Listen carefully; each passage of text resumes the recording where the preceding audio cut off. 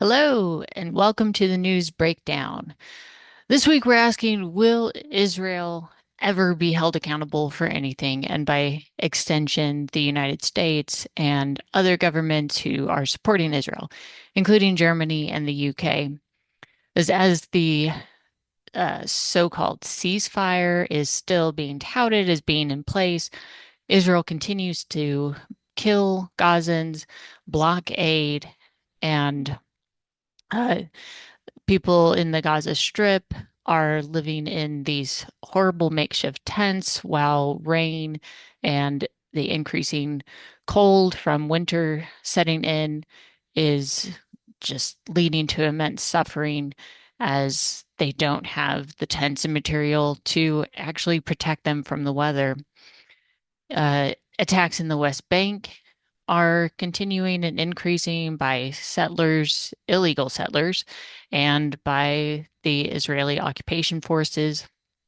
Israel carried out another airstrike in Lebanon, and they're building an illegal wall in southern Lebanon, um, taking part of their land. So Israel's not just happy with settling for taking over Gaza and the West Bank.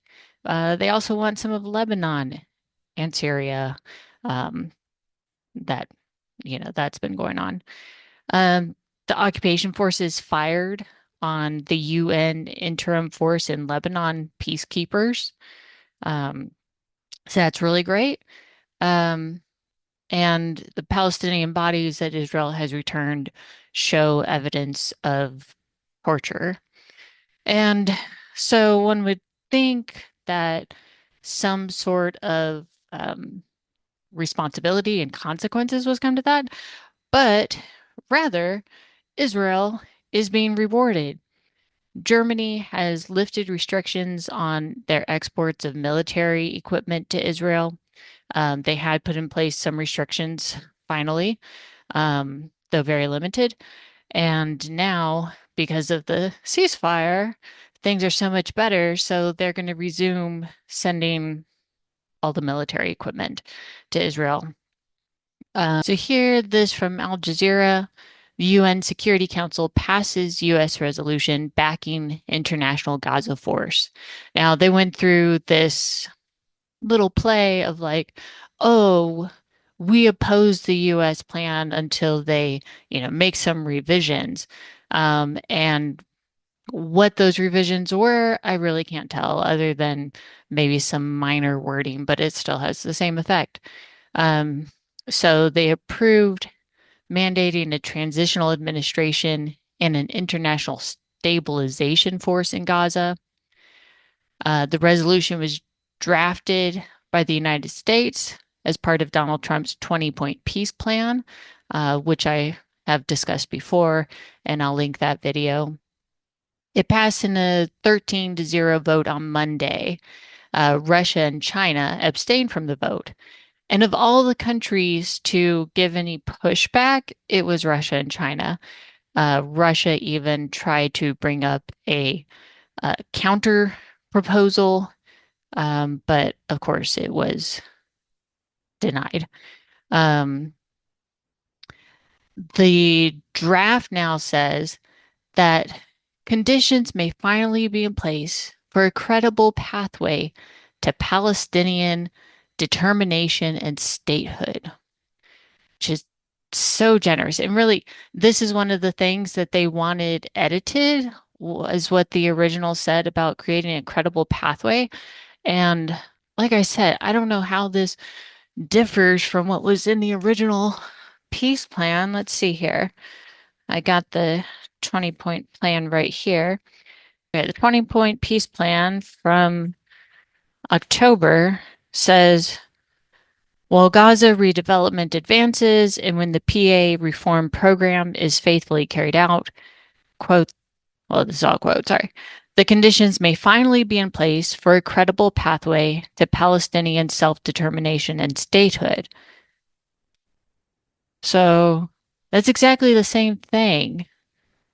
So yeah, they went through this whole play of like, oh, we need it revised because what was in the original plan wasn't, fair enough to Palestine or whatever bullshit they were playing at, only to have it say the exact same thing. Meanwhile, Bibi Netanyahu has continued to vocalize his long held opposition to Palestinian statehood uh, because this plan actually supports Palestinian statehood, which it doesn't. So I don't know what he's crying about. He says, our opposition to a Palestinian state in any territory has not changed.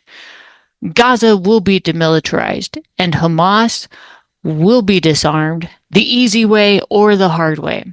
Oh, that sounds really peaceful. We know exactly how that goes. I do not need affirmations, tweets, or lectures because he's such a tough guy and he doesn't need the US or the UN or anybody else. Um, uh,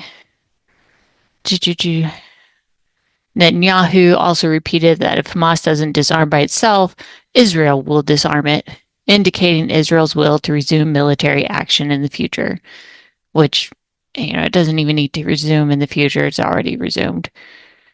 Um, and this is from Drop Site News.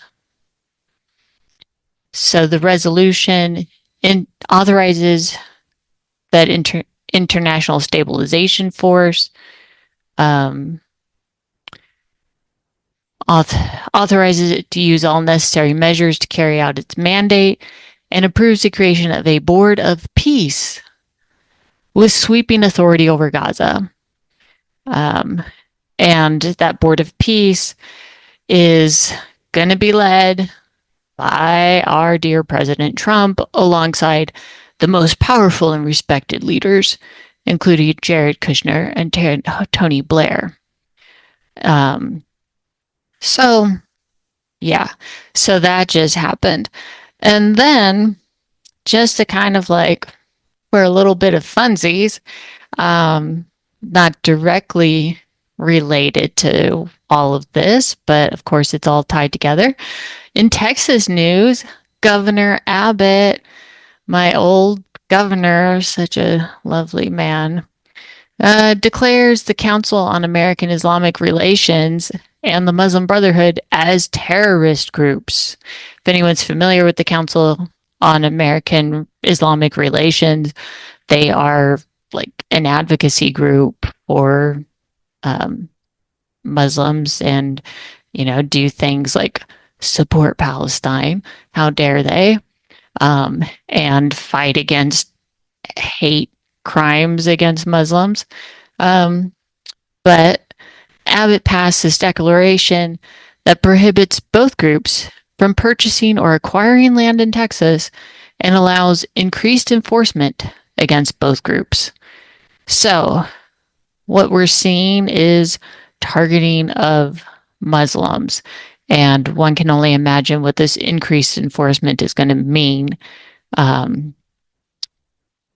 So it's really scary for anyone who is Muslim or looks Muslim or is assumed to be Muslim, whether they are or not.